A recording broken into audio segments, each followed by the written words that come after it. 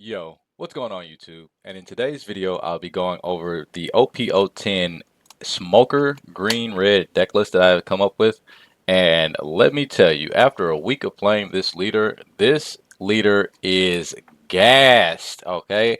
I don't know if you've had any kind of chance to play test or even go against Smoker, but this is a boss leader for real. Like, holy crap. Let's just go over the deck list that I created real quick, and then we're just going to go over everything else. So, as a mandatory in every single last green deck playing from this moment forth, you're going to be running 4 kid. 4 kid because, again, with leader ability, your kids actually cost 6 because you can go ahead and restand 2 Dawn after playing it. So you're effectively playing a 6 cost 8,000 power body that allows it that has to be swung at. We're playing 4 Hody Jones, again, because of the ability to just be able to generically play large bodies and then get 2 Dawn off of those large bodies. Any of your big bodies over 7,000 power really cost 2 Dawn less than what they actually would if they were just a regular body. We're running 4 of the Rosa Dante because we're trying to keep our creatures alive in the late game, especially these 8-drop kids, so that they can just do their work to keeping you alive, because back-to-back kid, I ain't gonna fake it. It's hard to get over. It's hard to get over back to back hit. Even if you don't have any blockers or you have enough cards in your hand, you just start slapping down larger creatures, and there's next to nothing your opponent can do about that. We are running 4 of the Virgo, and I'm actually going to make an OP11 build of this, where we actually include the OP11 cards. And are able to play some of those, because there are some OP11 like that Kobe. I want to put that Kobe in here. I'm definitely going to be play testing with that and some of the other things actually over the weekend. I will not be posting over the weekend, so you won't see me again until Monday. But on Monday, I think I'm going to come up with another deck list for you guys, but I'll also be doing another leader, which I'll be trying for the week.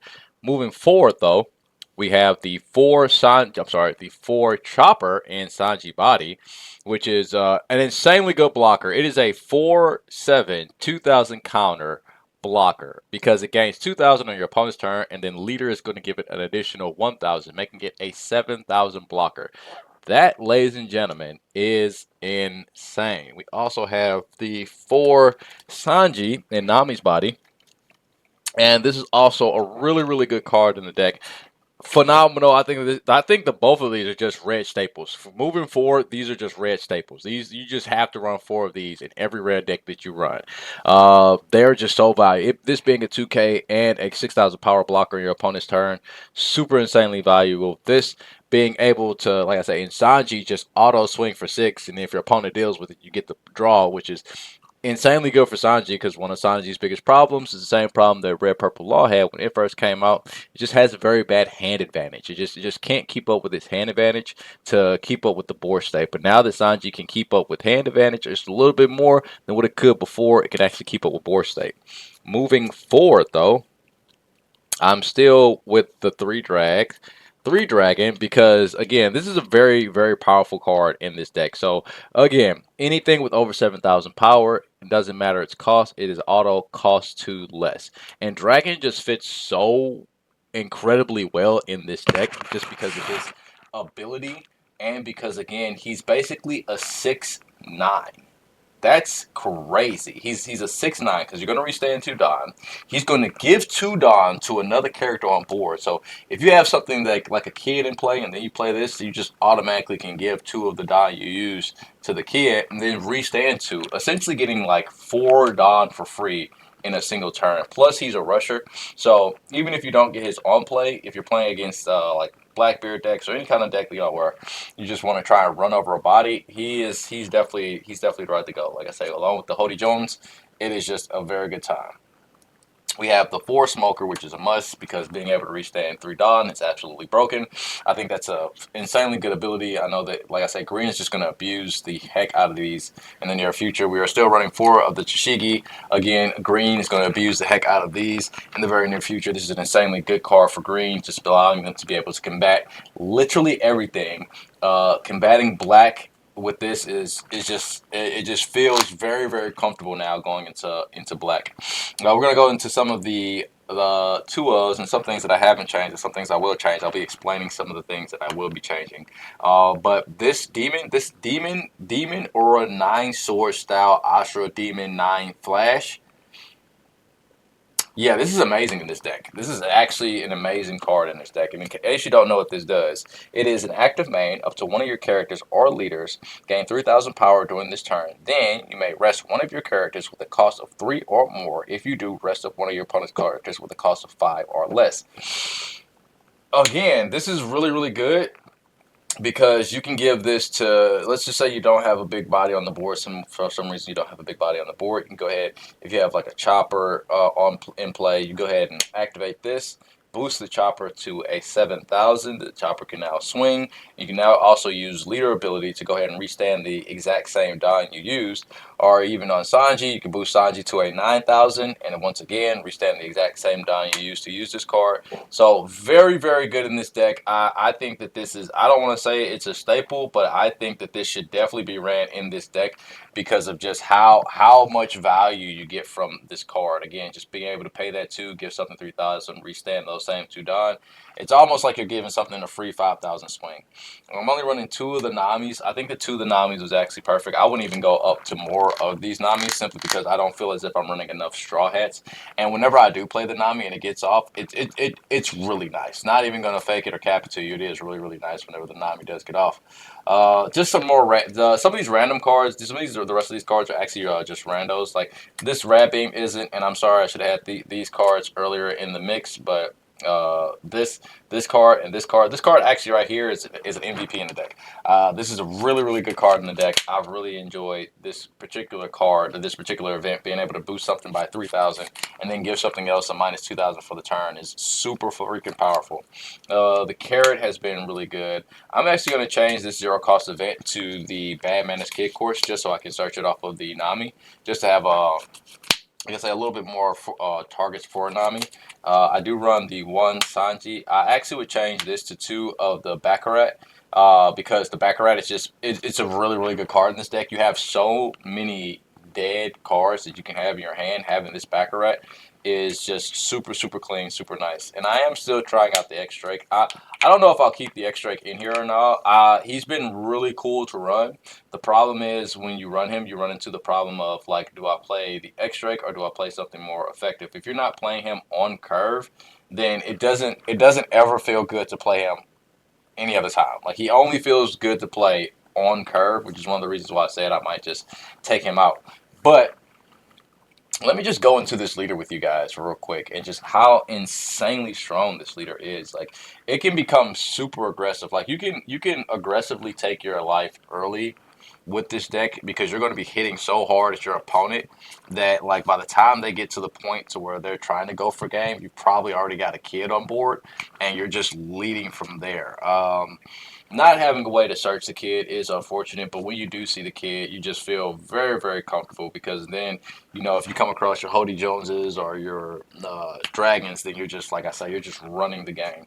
And after the 5 Don turn, whenever you do play the Tashigi and you do get to start restanding 3 Don, it really feels very, very clean because after 5, you obviously go to 7, you play a Hody Jones for 7, you take a life, and then you restand 3 Don. You just played a Hoody Jones for 4. All right, that's essentially what just happened. That's why you can run all of these big bodies because all these big bodies, like I say, they essentially cost 2 less than what they actually are. So you drop an 8 drop kid on 8 Don, you restand 2, you essentially pay 6 for that kid. You drop a Hoody on 7 Don, you restand 2, you essentially pay 5 for that Hoody. Like that, those are just insane numbers. Okay, like the value you get from playing big bodies in here, and it's like you're cheating them out, but you're not cheating them out. You know what I'm saying? Like you have to pay the full cost to play them, and then you get the dawn back. So you have to be at the dawn to be able to get these creatures on the field. But like I said, getting the free value of playing them is just really, really good. It's just really, really good. This is a very hard hitting deck. This is very aggressive, especially this version here that you see in front of you is super aggressive, super hard hitting. I was able to play this against a lot of the OPO10 meta. I was able to play it against BB. I was able to play it against Bonnie. I was able to play it against what is it? What was it? Yellow Green Law. I was able to play it against black yellow Luffy, and it honestly performed very very very well into those meta matches. I did have a bit of issue with black and with Doflamingo. But when it came to the black matchups, if I've just swung more aggressively at their life, the probability of me winning greatly went into my favor. But it was when I start swinging at their board, trying to control their board, that I'm going to lose that battle. Especially if you're trying to going against black. Trying to play board control versus black is how black gets it in. So you really don't want to try and go for the board control when going against black. You really just want to go straight for life. Especially since black has so much dead cards in his hand. Like this deck, you will often. This is why I say that like two of these is actually a must in the deck. Two of the Baccarat, you actually should be playing two of these in this deck, especially in this version with the insane amount of non-counter that you have. I'll actually probably be changing this extract to this Baccarat to the second Baccarat because again, it's a very important card for the deck. Like I say, it gets rid of all the non-counter out of your hand, trades it in for a 2 counter or a 2K. And it's another blocker, which is something that you really need in your late game because you really need to be seeing your kids and your blockers in your late game because, again, you might be taking right aggressively in the early game because, like, this is a very much an aggro deck. You're just punching super hard at your opponent. You're always going to be punching, six, sevens, like, high numbers. You're just after that 5 down turn, if you drop a Tashigi or if you drop a high enough creature, you're just always swinging high numbers with everything. 7 with the banished Tashigi, 7 with leader. You're gonna drop down like a Hody Jones. Like let's say you got the Tashigi, the next turn you got the Hody Jones. You drop down the Hody Jones. You rest 2 cards. You got you restand 2 Dawn. So you can go 7 with leader, 7 with the smoker, and 8 with the Hody Jones on 7 down turn, which is super strong, super aggressive, and just drains your opponent's resources. And if your opponent is silly enough to just try and say, well, I'll just keep pushing for his life, that's when you drop the kid, or you start to drop the heavy amount of blockers, or you just start to have the heavy amount of vents in your hand to keep you alive. Uh, but but yeah, the deck is just super, like I say, super aggressive. It comes at you super duper hard. Like I say, I really like the Namis in here, and I really like the number of Namis that I have in here. If I had more of a Straw Hat package, I would run more. I'd almost want to run the Jewelry Bonnie, but it only would be good to get the kid. It only have the ability to grab kid, and I just skip over a lot of stuff. So I don't really want to do that. That's why I don't do that. But like the Virgo Searcher is pretty nice. The fact that the leader boosts all of your characters by 1,000 on your opponent's turn is actually insane. It's crazy good because your opponent sometimes will forget this about your punk hazard characters. Like I've had people swing 4 into my 5 cost rested Tashigi here that my opponent wasn't paying attention to the fact that it's boosted. I've had a lot of situations where my opponent will swing and forget about the fact that the chopper is boosted, so they'll swing 6 and I'll block 7. Just the little niche little situations like that, just really catching your opponent off guard with that. Like even if you're not catching your opponent off guard with that, even if they're completely aware of what's going on, then you're still just able to just punch, punch, punch, punch, punch. This is a very hard hitting leader, very much aggressive style. Like I don't think you should be trying to play this leader in a control form of any kind of way. Like you should not be trying to control as much as you are trying to hit them punch them in the fucking face. Like that's really your main goal, is to punch them in the fucking face. Just keep on punching them because that's what the deck loves to do. It just loves to swing at you with high numbers, takes a lot of your resources, and forces you to be able to think on your feet because the very next turn you know that you're gonna have to deal with some big creature. Like I say, having to drop a Hoity Jones and then drop a kid, or drop a kid then a Hoity Jones and then a dragon, or even drop a kid into a dragon then a Hoity Jones. Just like I say, just your top end is just really good. Your top end in this deck is very very nice. You've got, like I say, these Tashigis are insane. They're actually insane. Like I say, leader ability with the Tashigi is crazy work because again, 3 free Don for whatever you play is like it's like a dream come true. You know what I'm saying? It's like the best feeling in the world. But I really like this deck. I really like this leader. I really like this list. I will be altering it just a little bit here in the near future. But if you plan on playing Red Green Smoker, then here's the template for you. Go ahead and explore it as you will, change it up as you will, play whatever it is you will. Like I said, I've really enjoyed playing this leader this week. It has actually been super fun. I am so hyped for OP10. I just want it to be here already. All right, I just want OP10. I also want to go into OP11, but you know, beggars can't be choosers. Might as well enjoy what we got now. But super excited for OP11. Can't wait to see what they announce for OP13. I know we got to go all the way through 12 before we figure out what's in 13. Half a year. No, well, how long will be? I think it's a year before we even see 13 because let's see, we got 10, which you're going to have that for 3 months, and then we have 11, which is going to be another 3 months, and then we have 12, which is going to be another 3 months. So we're already at 9 months. You put three more onto that, yeah. So we're not going to see 13 for an entire year.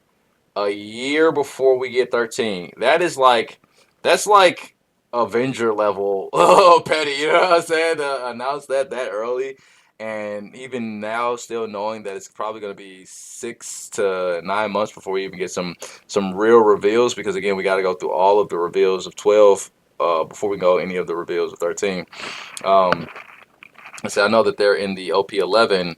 So in the OP11, they only got to wait all of OP11, which is 3 months, and all of OPO12, which is another 3 months. So over in Japan, I think they're gonna have it. They're gonna have it in half a year. But like I said, we're in O10, so we gotta go O10. Like I said, O10, O11, O12, and then we'll get to 13. So 3, 6, 9. So yeah, 9 months. So it's like it's just 9 months for us, 6 months for the other guys. Still feels like a really long time, but yeah, super aggressive leader, super hard hitting, very fun to play.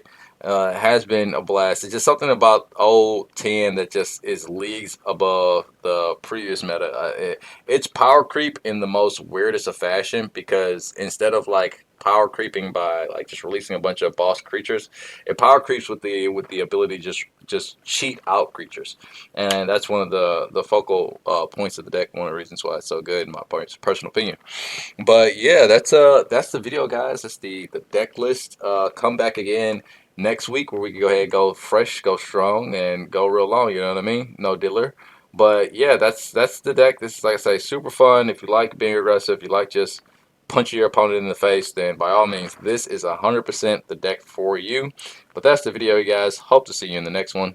Peace.